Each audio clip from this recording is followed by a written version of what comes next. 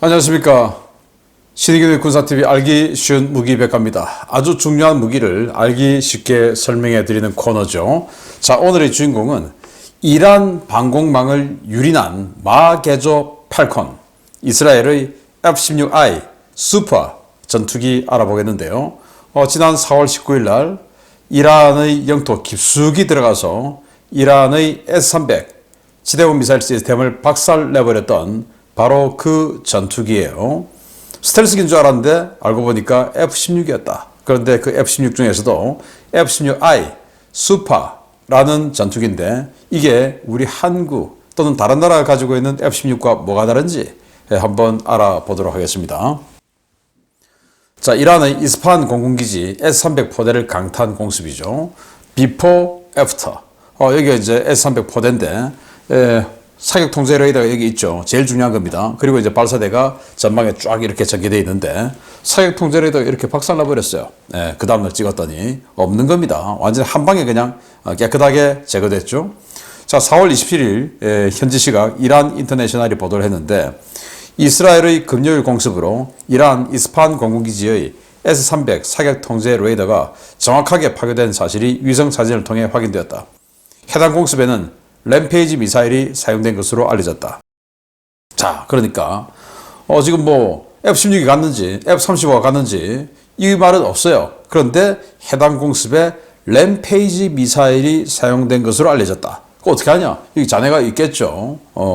뭐 파괴하고 나면 그 미사일의 부품이나 뭐 잔해 같은 거 다 이렇게 수거해서 뭔지 확인하지 않겠습니까? 그랬더니 램페이지 미사일이다 라는 거고, 그러면 이 램페이지 미사일을 이스라엘군은 어느 기체에서 운용하는가, 이걸 알면 이제 그 주인공을 알 수가 있는 거죠.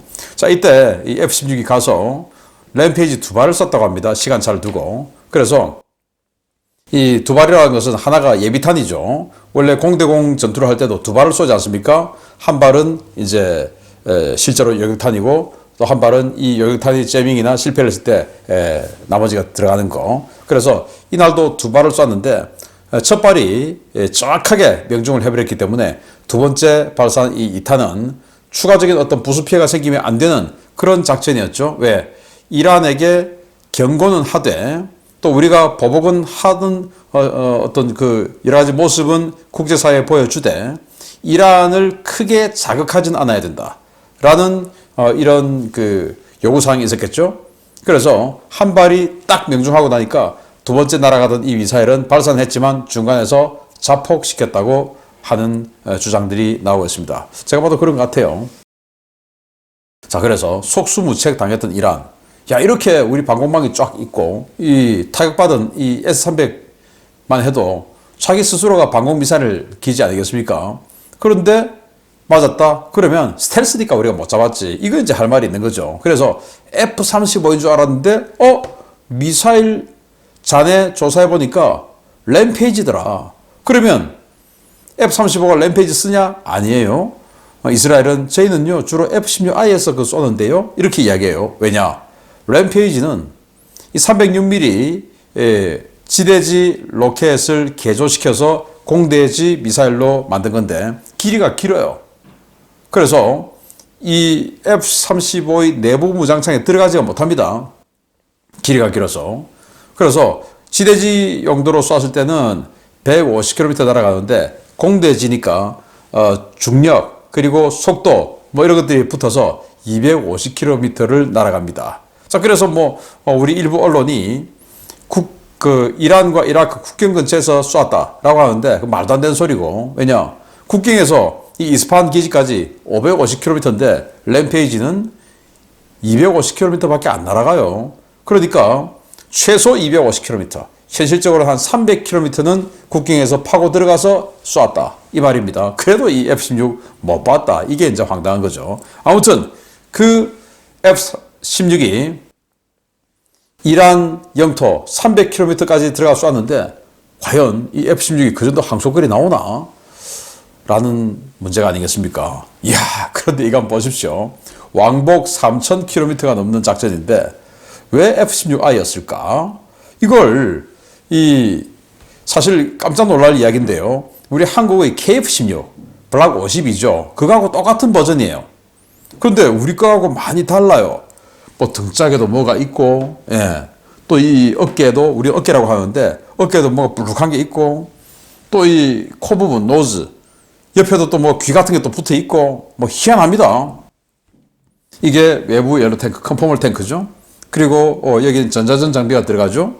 그리고 또 여기도 전자전 장비가 들어가요. 뭐 굉장히 강력한 전자전 장비가 들어가고, 그리고 외부 연료 탱크가 저만큼 많고, 그리고 또 외부 연료 탱크 600갤런짜리 3개를 지금 장착하고 있죠. 그리고 날개 끝단에 윙팁에 암람, 중거리 공대공 미사일 각각 한 발씩 달고 있죠. 그리고 그 다음에 여기 또 뭐가 있습니다. 이스라엘제 파이슨이라고 하는 열추적 미사일 달려 있죠. 그리고 또 여기 레이저 유도 폭탄 2000파운드짜리 달아놨죠. 그리고 이제 스나이퍼 타겟팅 포드, 정밀 타격하고, 또 내비게이션 포드, 그러니까 제공 비행해서 뭐 지형 추적해서 딱 들어갈 수 있게끔 해주는 거 완전히 풀옵션 장착했어요. 그래서 원래 F-16이 내부 연료에 3.2톤이 들어갑니다. 그런데 이렇게 컨포멀 탱크를 얹어가지고 1.36톤을 더 집어넣어요. 거기다가 600갤런짜리 이 하나가 그러니까 1.8톤입니다. 이거 3개를 또 달아요.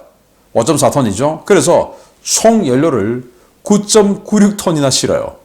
그러다 보니까 이게 자기네들이 가지고 있는 F-15I 람이라고 하는 전투기, F-15가 덩치 제일 크지 않습니까? 항속거리 제일 길고.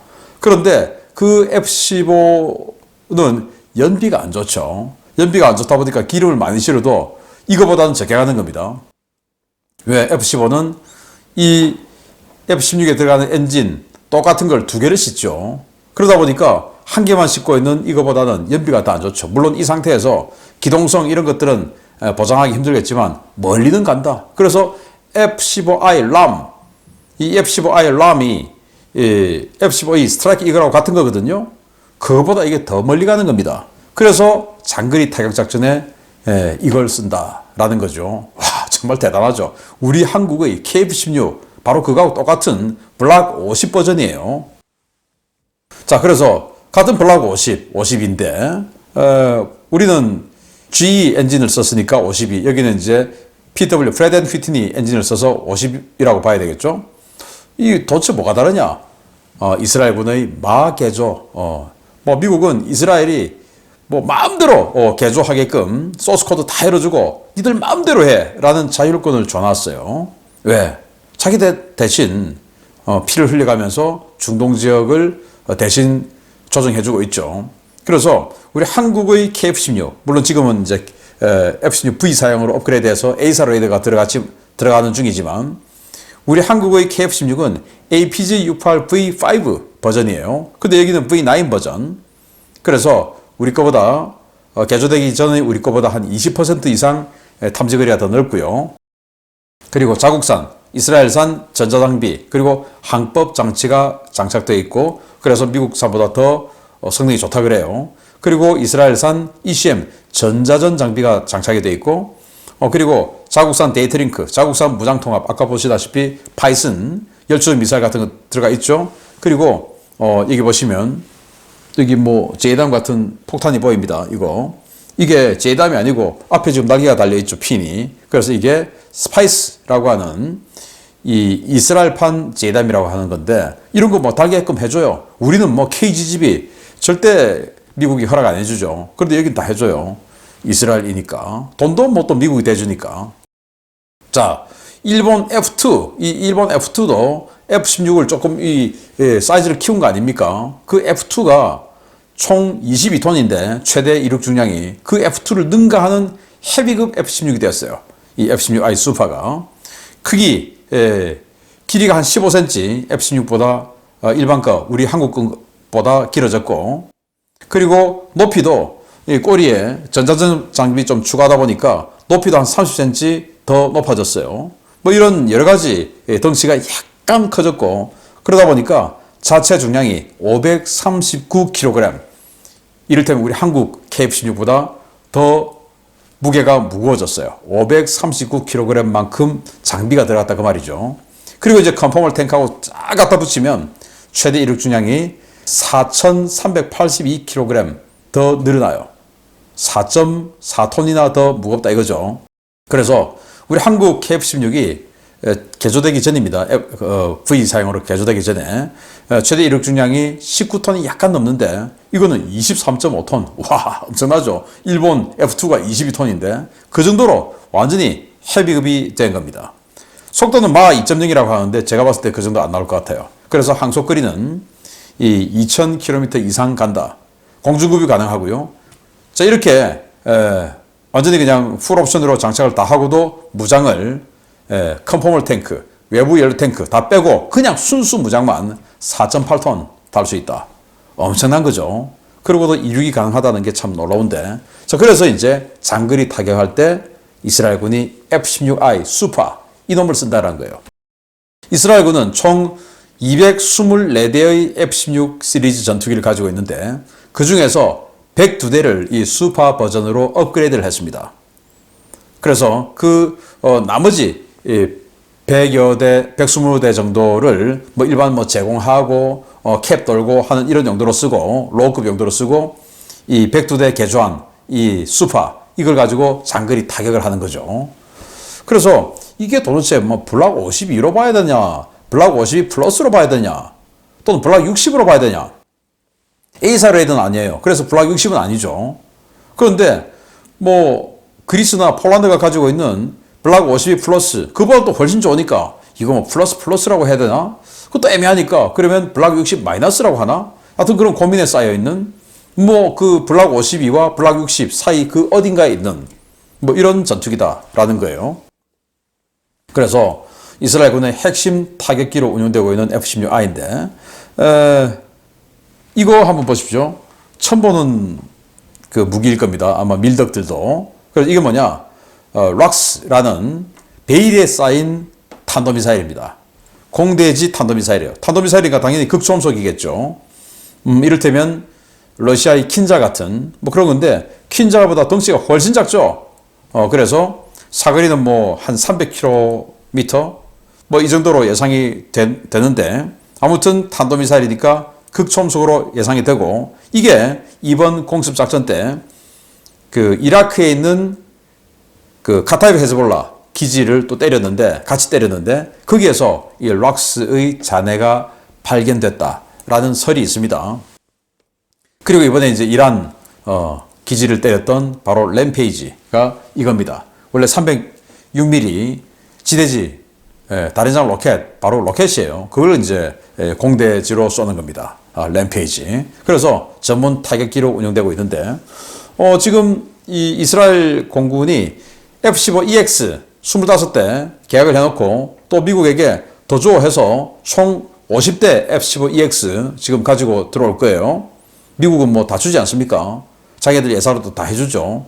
그리고 이제 말씀드렸듯이 F-16은 224대 있고 또 F-35 현재 40대 있는데 우리 한국처럼 40대 있는데 여기도 35대를 추가로 더 들어옵니다. 공군력 엄청나죠. 그러니까 그걸 가지고 지금 중동에 짱 먹고 있는 겁니다. 그래서 독보적인 가성비다.